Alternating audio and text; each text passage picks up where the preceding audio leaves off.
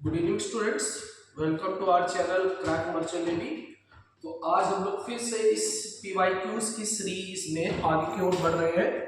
तो जैसा कि आपका एग्जाम में पास आ रहा है धीरे धीरे, तो आप लोग प्रिपेयर करते रहिए और मैं क्वेश्चंस के साथ आपको आगे डिस्कस भी कराऊंगा। तो क्रैक मर्चेंट नेवी हम लोग अगर बोल भी रहा हूँ मैं, तो आपको क्रैक करना ही है। मैं कोशिश कर रहा हूँ, आप भी कोशिश करें, जरूर से जरूर वो हो जाएगा। तो चलिए आज का पहला क्वेश्चन करते हैं। फर्स्ट क्वेश्चन जो कि बहुत ही ज्यादा इजी है, किस चैप्टर से वो भी मैं बताऊंगा आपको अभी कि किस चैप्टर से। तो क्वालिटेटिव प्रॉपर्टी ये किस चैप्टर से भैया? सॉल्यूशन चैप्टर से। तो सबसे पहले बात करते हैं कि क्वालिटेटिव प्रॉपर्टी होती क्या है। तो सर क्वालिटेटिव प्रॉपर्टी होती है ऐसी प्रॉपर्टी जो किसके बेस्ड होती है? Number of solute particle. किस पर बेस्ड होती है? Number of solute particle. Sir कितनी है? सर क्या है? Relative loading of vapour pressure. Sir दूसरी क्या है? Elevation in boiling point. Sir दूसरी क्या है? Depression in freezing point. Sir चौथी क्या है? Osmotic pressure. ये चार क्वालिटेटिव प्रॉपर्टी। अब मैं क्वेश्चन करता हूँ, which one of the following is not a qualitative property. तो relative loading of vapour pressure है, एलिवेशन इन बॉइलिंग पॉइंट है, और ऑस्मोटिक प्रेशर भी, बट एटमॉस्फेरिक प्रेशर नहीं होती है क्वालिटेटिव प्रॉपर्टी। तो इस क्वेश्चन का आंसर ये है, उसके एलिमेंट्स में भी ये पॉइंट दिए गए। क्लियर? तो बढ़िया से आप पढ़िए। मैं ये कह रहा हूँ कि आप जरूर से जरूर आगे की ओर पढ़ते रहिए। बढ़िया केमिस्ट्री भी पढ़िए, फिजिक्स केमिस्ट्री बायोलॉजी, बायोलॉजी तो आता नहीं, सॉरी गलत हो गया। Physics chemistry, reasoning, maths, English, सारा जीएस जीके ये सब आप पढ़िए। आ गया तो नेक्स्ट क्वेश्चन, ये आपकी स्क्रीन। हाफ लाइफ पीरियड, ये भी आपको मैंने क्वेश्चन पीछे करा रखा है, ऐसा ही क्वेश्चन। देखिए अब ये भी एक क्वेश्चन है, क्या लिखा है? ये क्वेश्चन है आपका केमिकल काइनेटिक्स से। केमिकल काइनेटिक्स से है, फर्स्ट ऑर्डर रिएक्शन का है 0.693 डिवाइडेड बाय टी हाफ। आपको क्या दिया गया है? हाफ लाइफ पीरियड आपको दिया गया है। व्हाट इज द के? तो के निकालना आंसर आ जाएगा 0.693 divided by 5 into 10 to the power minus 3। 10 to the power minus 3 ऊपर जाएगा तो 10 to the power 3 हो जाएगा डिवाइडेड बाय 5। तो ये हो जाएगा 693 डिवाइडेड बाय 5। 5 1 सा 5, ये हो जाएगा 5, 5 3 सा 15, 5 2 सा 10, 5 6 सा। अच्छा हाँ, तो ये यहाँ पे 5 1 सा 5, 4 आएगा 38.6। This is the answer. वो डिवाइड करने में थोड़ा सा मिस्टेक हो गया था। This is the answer. क्या आंसर है? 138.6। बहुत इजी है, याद कर लीजिएगा। आगे बढ़ते हैं हम लोग थर्ड नंबर क्वेश्चन। डीडीटी क्या है? तो ये क्वेश्चन बेटा आपका किस टॉपिक से है? सर ये हेलो एल्केन और hello arene, alkene and hello arene से। तो सबसे पहले डीडीटी क्या है? डीडीटी का फुल फॉर्म क्या होता है? पहली बात dichloro diphenyl trichloro ethane. Sir तो आपने फुल फॉर्म बताया, सर स्ट्रक्चर बता दीजिए। तो मैंने कहा ये स्ट्रक्चर भी देख लो।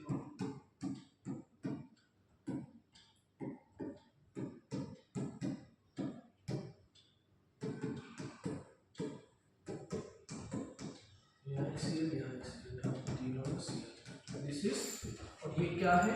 Chlorinated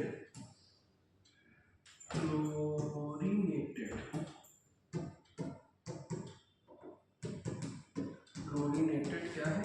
insecticide. क्या है? Chlorinated insecticide. तो ऑप्शन क्या बनेगा? बी है, इंसेक्टिसाइड। आजकल बैंक में इससे तो ये क्या है? बायोडिग्रेडेबल नहीं है, नॉन बायोडिग्रेडेबल।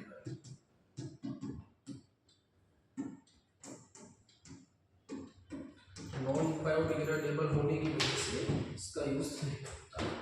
ये क्या होता है, कभी भी डिस्ट्रॉय नहीं होता है नेचुरली। तो बायोडिग्रेडेबल ना होने की वजह से इसका यूज कम है, तो ये ध्यान रखिएगा आप लोग।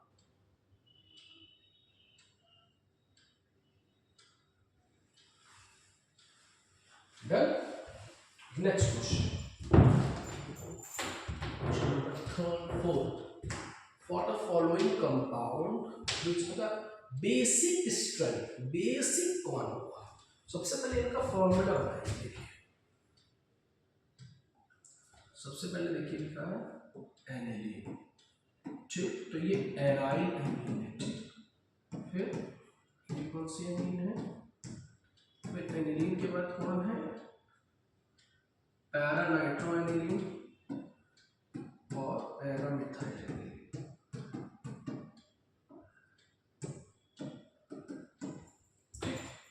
बात करते हैं कि रिंग से ये जो है ये इलेक्ट्रॉन लेगा, तो ये इलेक्ट्रॉन लेगा तो रिंग इससे खींचेगी। और बेसिक नेचर क्या होगा? इस लोन पेयर को जो जितनी ज़्यादा डोनेट करेगा वो होगा।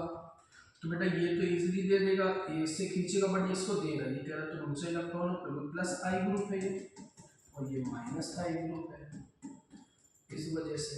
तो प्लस आई वाला क्या करता है? बेसिक स्ट्रेंथ को इंक्रीज करेगा। क्या करेगा बेटा? इंक्रीज करेगा। और माइनस आई क्या करेगा? बेसिक स्ट्रेंथ को डिक्रीज करेगा, ठीक। और ये तो बीच में रहेगा तो बोला, तो इंक्रीजमेंट कौन कर रहा है? पैरामिथाइल थर्ड वाला, third is greater than first is greater than second, तो थर्ड सबसे ज्यादा है, बीच में वन, आंसर नंबर डी। कौन सा मैच कर रहा है आपका? Answer number D. कौन सा मैच कर रहा है आपका? Answer number D. ये ध्यान रखिएगा, ऐसे क्वेश्चन आपको बनाने होंगे। अब ये आया कुछ और भी आ सकता है, आराम से बनेंगे। इंपॉर्टेंट, बहुत important question. Bond of factor I क्या होता है? आई, बॉन्ड ऑफ फैक्टर आई, तो मैंने बताया था ना कि abnormal molecular mass divided by normal molecular mass या observed colligative property divided by calculated colligative property। अब इसकी पे डिपेंडेंसी होती है, ये नोट जरूर याद रखना कि अगर कहता है एसोसिएशन, एसोसिएशन कब होगा? जब आई की वैल्यू 1 से छोटी होगी, मतलब लेस देन। और डिसोसिएशन कब होगा? जब आई की वैल्यू 1 से बड़ी होगी, मतलब मोर देन 1, एक से ज्यादा। और कोई भी चेंज नहीं होगा, मतलब नो चेंज, ना तो association, neither association not dissociation. कब होगा? जब आई की वैल्यू परफेक्ट 1 आएगी। तो याद रखना, क्वेश्चन करना bond of factor for association, association में लेस देन 1 होता है। ऑप्शन नंबर सी आंसर है, ऑप्शन नंबर सी आएगा। क्लियर? आगे भी बढ़ते हैं। केटिज़ारो रिएक्शन, ये आपका चैप्टर कौन सा है? ये एल्डिहाइड कीटोन। अब एल्डिहाइड कीटोन में आपको पढ़ा होगा एल्डोल कंडेंसेशन।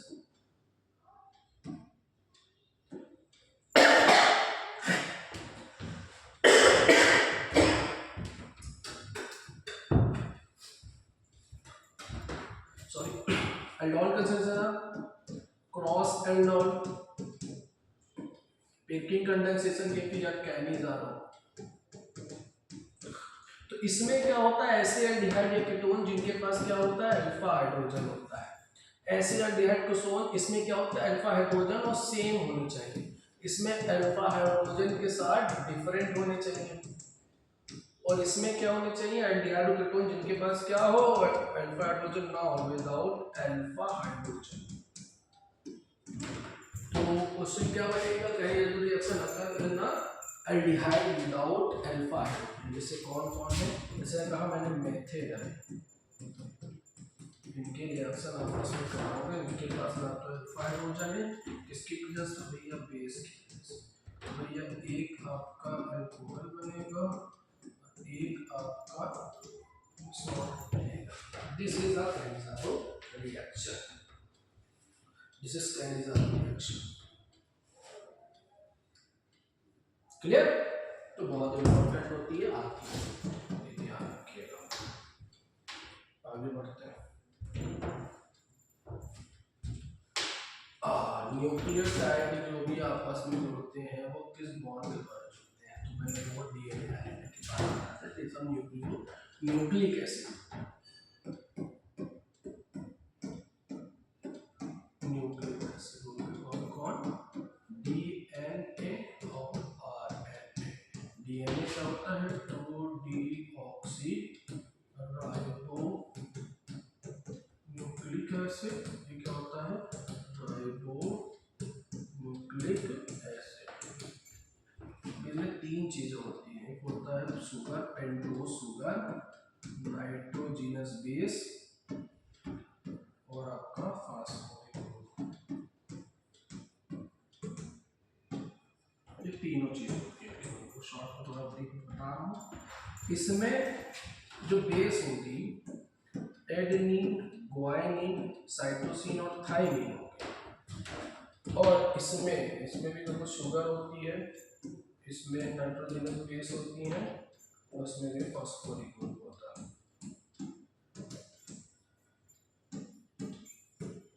इसमें कौन सी होगी? एडेनिन, ग्वानिन, साइटोसिन और यूरेसिल होगी। इसमें शुगर कौन सी होती है? 2-डीऑक्सी राइबो शुगर होती है। इसमें कौन सी होती है? केवल राइबो शुगर होती है। अब बात करते हैं क्या होता है जब शुगर और बेस मिलता है और न्यूक्लियोसाइड बनता है। क्या बनता है? न्यूक्लियोसाइड। ये किसके बॉन्ड के द्वारा बनता है? आपस में बॉन्ड बनते हैं। कौन से बॉन्ड बनता है? कोवैलेंट। फिर कौन कौन? Sugar plus base plus phosphoric group, ये दोनों मिलते हैं तो इनको न्यूक्लियोटाइड कहते हैं। या न्यूक्लियोसाइड में फास्फोरिक जोड़ोगे तो न्यूक्लियोटाइड। तो कह रहा है ये तीनों भी आपस में कैसे बनते हैं? क्या मतलब ये कोवैलेंट बॉन्ड होता है। कह रहा है कि विच bond link nucleotide in DNA. कह रहा है दो न्यूक्लियोटाइड आपस में कैसे जुड़ते हैं। देखो एक न्यूक्लियोटाइड की चेन ऐसे आ रही है, एक न्यूक्लियोटाइड की चेन ऐसे आ रही है। तो ये दोनों आपस में जो स्टैंड है वो कैसे जुड़ते हैं? ये आपस में स्टैंड कैसे जुड़ते हैं? तो बेटा ये स्टैंड जुड़ते हैं बाय हाइड्रोजन बॉन्ड।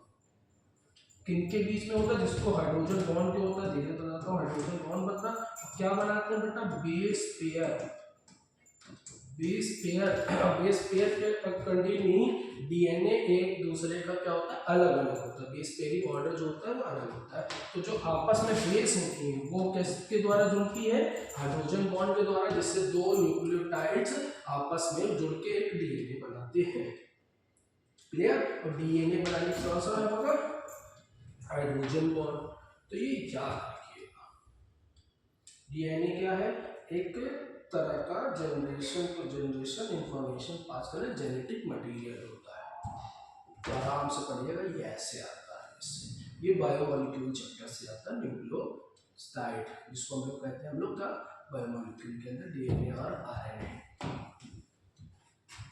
आराम से बात करिएगा। ये डबल स्ट्रैंड होता है, वो सिंगल स्ट्रैंड होता है। और जो ये लाइन आती है इसको हम लोग कहते हैं बैकबोन। बैकबोन ऑफ डीएनए किसकी बनी होती है? तो आप कहेंगे शुगर और फास्फेट की बनी होती है। शुगर और फास्फेट की बैकबोन बनी होती है और बीच में क्या होते हैं? बेस पेयर्स होते हैं। ठीक, एक साइकिल में लगभग 10 बेस पेयर होते हैं। एक साइकिल की बीच की होती 34 एंगस्ट्रॉम होती है 1 साइकिल की, और एक बेस पेयर का डिफरेंस क्या होती है 3.4 एंगस्ट्रॉम होती है। एक साइकिल में टोटल लगभग 10 बेस पेयर होते हैं। एक बेस पेयर के बीच की distance base pair to base pair distance कितनी होती है 3.4 एंगस्ट्रॉम। एक साइकिल में कितने होते हैं 34 एंगस्ट्रॉम।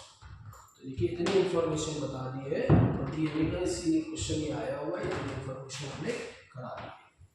आराम से पढ़िए करिए पूरा बढ़िया से। Conversion of phenol into salicylic acid. देखो ये नेम रिएक्शन क्वेश्चन आया है या अल्कोहल फिनॉल इथर से क्वेश्चन। तो देखिए ये क्वेश्चन ये है कि भैया फिनॉल की रिएक्शन किससे करा दी जाए CO2 गैस से करा देंगे तो बनेगा क्या लगाते हैं और H+ दे देंगे तो सैलिक एसिड बनेगा COO। तो ये हमारा कोलिनेज रिएक्शन है बेटा। रीमन टीमन रिएक्शन से भी बन सकता है अगर हम लोग CH3 की जगह CCl4 यूज करेंगे तो। अगर इनर्ट होता है तो यूज नहीं होता तो इसीलिए कोलिनेज रिएक्शन इसका नाम पड़ा। कैलिजारो हो नहीं सकता क्योंकि एल्डिहाइड का है। फिर रिएक्शन तो एल्काइलेशन एसिलेशन होता तो यही दोनों बच्चे तो आपसे क्या आपको बनना है कोलिनेज रिएक्शन जो हमने पढ़ा है। 9th नंबर क्वेश्चन सेकेंडरी और प्राइमरी। देखो अगर एल्कोहल प्राइमरी एल्कोहल का ऑक्सीडेशन करते हो तो पहले एल्डिहाइड बनता है। फिर एल्डिहाइड का ऑक्सीडेशन होता है तो कार्बोक्सिलिक एसिड बनता है। सेकेंडरी एल्कोहल का अगर ऑक्सीडेशन करोगे तो कीटोन बनता है। फिर कीटोन का डबल ऑक्सीडेशन होता है तो कार्बोक्सिलिक एसिड बनता है। ब्रेकिंग किसके द्वारा होती है पॉक्स रोल के द्वारा। ध्यान रखिए तो आंसर क्या है सेकेंडरी एल्कोहल का ऑक्सीडेशन करते हैं तो क्या बनता है कीटोन बनता है। ठीक है ये याद रखिए। फिर बात करते हैं हम लोग आगे लास्ट क्वेश्चन। जरा इसको पढ़िए आराम से। ये लास्ट क्वेश्चन है इस क्लास का पढ़िए। 10 क्वेश्चन है 10वां क्वेश्चन क्योंकि अगर 50 क्वेश्चन का सेट होगा तो 10 ही क्वेश्चन आपके होंगे और यही 10 क्वेश्चन है। बहुत ही इजी क्वेश्चन है बस देखते ही इसका आंसर आपको पता हो जाएगा।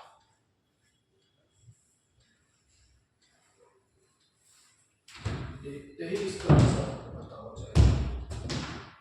आराम से देखिए बढ़िया से पढ़िए। ऑनलाइन पढ़ना ऑनलाइन में पढ़िए ऑफलाइन पढ़ना तो ऑफलाइन में पढ़िए। आइए कंसल्टेंस पे पढ़ाता हूँ अपना बैच में बढ़िया से पढ़िए। क्या लिखा है विच पॉलीमर इज बायोडिग्रेडेबल। देखो 3 नाम तो इसमें आपने बहुत ज़्यादा पहचान लिया PVC terrace PVC pipe PVC। तो ये तो यार प्लास्टिक है तो होता ही नहीं बायोडिग्रेडेबल। नायलॉन भी आपने सुना नहीं होता। पॉलीथीन नहीं होता और बैन ना होती पॉलीथीन एक ही आदमी बच रहा है। और ये हाइड्रोक्सी बायोडिग्रेडेबल ये नेचुरल बनता है नेचुरली अकरिंग है इसीलिए बायोडिग्रेडेबल। पॉलीमर कैसे बनता है बहुत सारी मोनोमर्स यूनिट आपस में ऐड होती हैं तो पॉलीमर बनता है। और फिनोमेना कहलाती है पॉलीमराइजेशन। 2 टाइप के होते हैं होमो पॉलीमर होता है को पॉलीमर। होमो मतलब सेम मोनोमर यूनिट और को पॉलीमर का मतलब होता है डिफरेंट पॉलीमर यूनिट।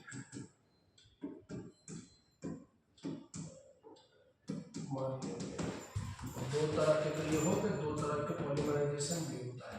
एक होता है एडिशन पॉलीमराइजेशन एक होता है कंडेंसेशन। एडिशन का मतलब दोनों जुड़ेंगे और किसी भी प्रकार का कोई भी स्मॉल मॉलिक्यूल नहीं लॉस होगा।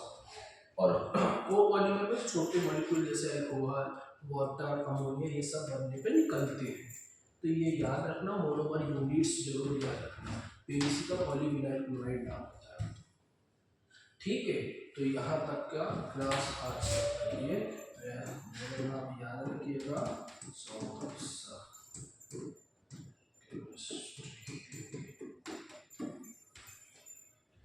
बढ़िया से याद रखिए। बाकी आपकी तैयारी होपफुली आप अच्छा कॉन्फ्रेंस कर रहे होंगे। मेरा बहुत बहुत सारी विशेष है आपको क्या पेपर निकल जाए। आप बड़ी बड़ी कंपनीज में काम करें तो पहले अगर पढ़ेंगे तभी तो काम करेंगे। तो सबसे बड़े बड़े कॉलेजेस में पढ़ें, पास हो पास, पर ये ध्यान रखिएगा एग्ज़ाम निकल जाए, एडमिशन हो जाए, एडमिशन के बाद रिस्क और ज़्यादा बढ़ जाता है। ध्यान रखिए, इतने लाखों रुपए की फीस आप दोगे तो कैसे, अगर कोई भी तरह की लापरवाही करोगे तो बहुत सारा नुकसान आपका हो जाएगा। तो ये याद रखिएगा। बाकी यहाँ तक आज की क्लास रही। ओके, बाय, जय हिंद।